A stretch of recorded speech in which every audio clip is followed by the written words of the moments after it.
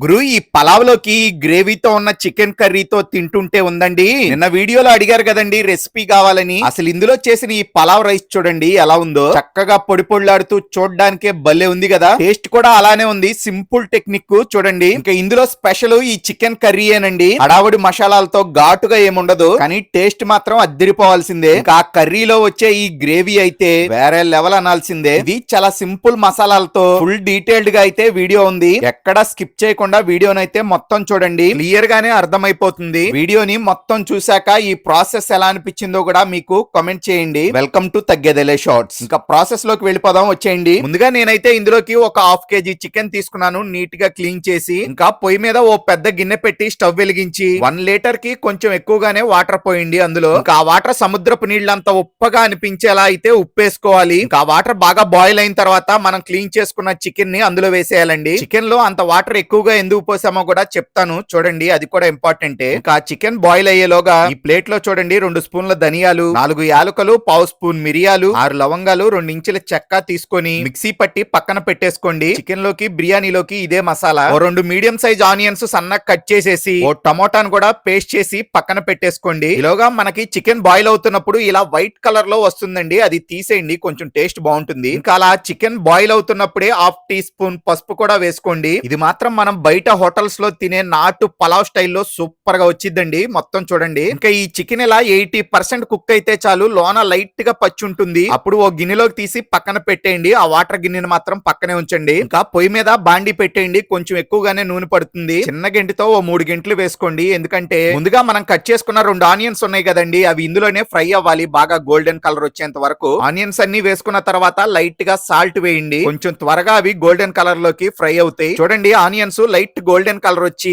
Oil లో నుంచి కొంచెం పైకి తేలుతూ ఉంటాయి. అప్పుడు పెద్ద స్పూన్ తో అల్లం వెల్లుల్లి పేస్ట్ వేయండి, ఫ్రెష్ గా నూరుకున్నది. ఈ ఆనియన్స్ అల్లం వెల్లుల్లి పేస్ట్ తోనే మంచిగా గ్రేవీ వస్తుంది చికెన్ కర్రీకి. ఇంకా మంచిగా 2 నిమిషాలు ఆయిల్ లో ఫ్రై అయిన తర్వాత ఇలా కొంచెం కొత్తిమీర, కొంచెం పుదీనా కూడా వేసుకోండి. నెక్స్ట్ ఇంకా మనం బాయిల్ చేసి పక్కన పెట్టిన చికెన్ ని ఇందులో వేసేయండి. ఇంకా చికెన్, అల్లం వెల్లుల్లి పేస్ట్, ఆనియన్స్ మిక్స్ అయ్యేలా బాగా కలుపుకున్న తర్వాత ఇందాట మనం టమోటాని పేస్ట్ చేసి పక్కన పెట్టుకున్నాం కదండి, అది కూడా వేసేసి కొంచెం బాగా కలిపేయండి కలిసేలా. చూడండి ఇదే ఇంపార్టెంట్. చికెన్ అందులో ఉన్న ఐటమ్స్ అన్ని ఇలా గోల్డెన్ కలర్ లోకి రావాలి, ఓ 4 నిమిషాలు పడుతుంది. ఆ తర్వాత అందులో ఓ 1/2 టీ స్పూన్ పసుపు కూడా వేసి మిక్స్ చేసుకోండి. ఇంకా చికెన్ కర్రీ ఇక్కడి నుంచే నెక్స్ట్ లెవెల్ కి వెళ్ళిద్ది. మా పిల్లలు కారం వేస్తే తినరని ఓ 4 ముక్కలు తీసాను అందులో నుంచి. ఇంకా ఈ చికెన్ లోకి మన టేస్ట్ కి సరిపడా మంచి కారం వేసుకోండి. నార్మల్ గా కంటే కొంచెం ఎక్కువగానే వేసుకోండి, స్పైసీగా భలే ఉంటుంది. ఇంకా ఓ 2 నిమిషాల పాటు లో ఫ్లేమ్ లోనే బాగా కలుపుకుంటూ ఉండండి, కారం కూడా ముక్కలకు పడుతుంది. ఇంకా ఇందులో ఓ 2 రెమ్మల ఫ్రెష్ కరివేపాకు కడుక్కొని వేసుకోండి.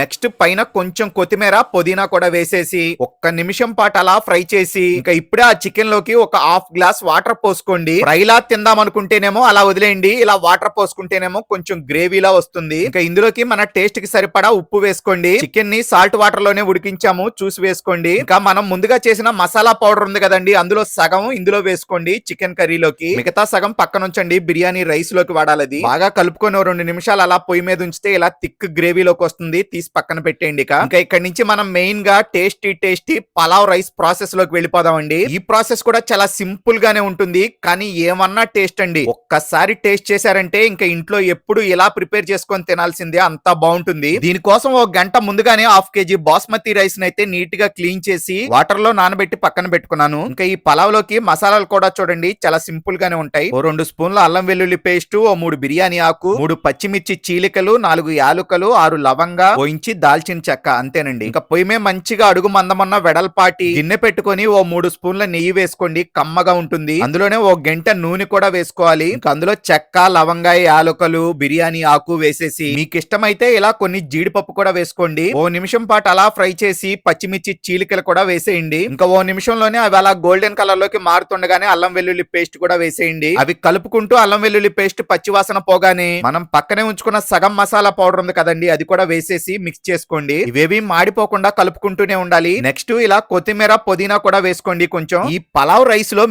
మెతుకు అంత టేస్ట్ రావడానికి కారణం ఏంటో ఇప్పుడు చూడండి. మనం ముందుగా చికెన్ ని ఉడికించిన వాటర్ ఉన్నాయి కదండి, అవి బిర్యానీ రైస్ కి సరిపడినట్టుగా 1కి 1.5 గ్లాస్ చొప్పున పోసుకోవాలి. మనం బిర్యానీ రైస్ ని నానబెట్టాం కదండి ఓ గంట, లేదంటే 1కి 2 అలా చూసి పోసుకోండి రైస్ ని బట్టి. ఇంకా ఈ వాటర్ లో చికెన్ ఉడికించేప్పుడు ఉప్పు వేసాము, అందుకే రైస్ కి సరిపడా చూసి ఉప్పు వేసుకోండి. నెక్స్ట్ నెక్స్ట్ ఇలా ఓ హాఫ్ టీ స్పూన్ పసుపు వేసుకోండి. పలావ్ రైస్ ఎల్లో కలర్ లో కనిపించడానికి ఇదేనండి కారణం. ఇంకా నాకైతే ఈ బాస్మతి రైస్ హాఫ్ కేజీ తీసుకున్నానండి, 60 రూపీస్ చార్జ్ చేశారు. ఇంకా గిన్నెలో వాటర్ చూడండి బాగా బాయిల్ అయిన తర్వాత ఆ రైస్ అయితే ఇందులో వేసాను వాటర్ తీసేసి. మనం చేస్తున్న ఈ పలావ్ గాని ఆ గ్రేవీ చికెన్ కర్రీ గాని టేస్ట్ వైజ్ సింపుల్ గా చాలా బాగుంటుంది. ఇలా ఇంట్లో చేసుకొని తింటే కడుపు నిండా తిన్నా ఏ ప్రాబ్లం ఉండదండి, మంచిగా బయట తినే కంటే. ఇలా కొంచెం ఉడికిన తర్వాత బిర్యానీ ఆకులు అయితే తీసేసానండి. పలావ్ రైస్ లోకి అయితే ఆ ఫ్లేవర్ వచ్చేసే ఉంటుంది, అందుకే అడ్డంగా ఎందుకని తీసాను. ఇలా సగం ఉడికిన తర్వాత మెల్లగా ఓసారి కలపండి రైస్ విరక్కుండా. మసాలాలు ఆ కొత్తిమీర పుదీనా పక్కకు వచ్చేస్తూ ఉంటాయి. ఇంకా ఓ 60% ఉడికిన తర్వాత ఇలా మూత పెట్టేసి గిన్నె అడుగు మందంగా ఉంటే ఓకే, లేదంటే ఇలా పెనం మీద పెట్టుకొని మూత పైన బరువు కూడా పెట్టి ఓ 20 మినిట్స్ లో ఫ్లేమ్ లో ఉడికించండి. ఇలా లోపల నుంచి పొగొస్తుంది అంటే పలావ్ రెడీ అయిపోయినట్టే. ఇంకా ఆ మూత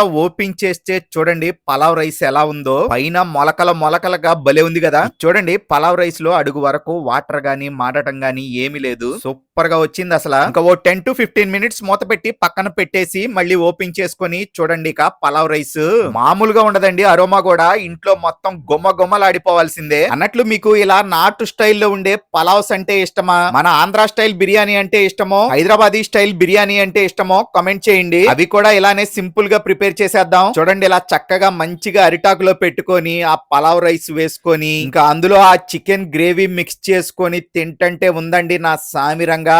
అబ్బబ్బబ్బబ్బా భలే ఉందండి. చూడండి మా పిల్లలకు కూడా ఈ పలావ్ అయితే బాగా నచ్చేసిందంట. వాళ్ళకైతే చికెన్ ముక్కలు కారం వేయకుండా తీసాను కదా వేసాను. మీరు కూడా ఈ పలావ్ చికెన్ కర్రీని ఇంట్లో ట్రై చేసి మీకు టేస్ట్ ఎలా అనిపించిందో కూడా కామెంట్ చేయండి. మన వీడియోస్ ని ఇలా చివరి వరకు చూస్తూ ఎంకరేజ్ చేస్తున్నందుకు చాలా థ్యాంక్స్ అండి. మీకు నచ్చే మరో వీడియోతో మీ ముందుకు వస్తాను. ఉంటాను, బాయ్ అండి. ఆగండి అసలు ఈ వీడియో చేయడానికి కారణం ఏంటో తెలుసుగా మీకు. నిన్న పోస్ట్ చేసిన షార్ట్ వీడియో చూశారు కదా, లేదంటే ఎండ్ లో ఆ వీడియో కూడా యాడ్ చేశాను, కొంచెం చూసేయండి. అది అసలు ఈ pulao chicken curry recipe full video ఎందుకు చేశానో మీకు క్లియర్ గా అర్థమైపోతుంది. ఓకేనండి, ఇంకదేంటో చూడండి. గురు ఇక్కడ పలావ్ వీడియో చేయాలంటే అలాంటి చిన్న యూట్యూబర్స్ కి ఛాన్సే లేదంట. అయినా చిన్న వ్యాపారస్తులు చాలా మంది ఉన్నారు, వాళ్ళకి హెల్ప్ అవుతుంది, అక్కడ తీయొచ్చు కదా వీడియోలు మీరైనా. వెల్కమ్ టు తగ్గేదేలే షార్ట్స్. మనాళ్ళు కోనసీమ ముఖద్వారం రావులపాలెం దగ్గర ఉన్న కొత్తపేటలో ఉన్న ఫేమస్ పలావ్ ట్రై చేయమన్నారని వచ్చాను. నాకు డౌట్ అండి, మీకెక్కడన్నా డబ్బులు తీసుకుంటూ కూడా ఫ్రీగా పెడుతున్నట్టు విసుక్కుంటూ ఫుడ్ పెట్టే హోటల్స్ మీకేమన్నా తెలుసుంటే కామెంట్ చేయండి. ఇంకా ఈ పలావ్ అయితే ఎక్కడో తెలుసుగా మీకు. ఈ హోటల్ వీడియోస్ చాలానే చూసాను నేను కూడా యూట్యూబ్ లో. తీసిన వాళ్ళు కారులో వచ్చారేం, మరి నన్నైతే వీడియో తీయొద్దని గట్టిగానే చెప్పారు. సరే నాకు అంత అవసరం లేదులేని 130 రూపాయలు పెట్టి చికెన్ 60 రూపాయలు బాస్మతి రైస్ తీసుకొని అక్కడ నేను నిలలేదు కానీ దాన్ని మించిన టేస్ట్ ఉండేలా మాత్రం ఇంట్లోనే సింపుల్ గా ప్రిపేర్ చేశాను. రెసిపీ కావాలంటే కామెంట్ చేయండి. నలుగురు తిన్నాం, కమ్మగా టేస్ట్ సూపర్ ఉంది. ఇది మీకు కాదండి, ఓ బ్యాచ్ కి చెప్తున్నాను. నా ఛానల్లో 1000కి పైనే వీడియోస్ ఉంటాయి. నేనుగా ఇప్పటి వరకు ఫ్రీ ఫుడ్ అడిగి ఏ హోటల్లోనూ వీడియో తీయలేదు, చూసి కామెంట్ పెట్టండి.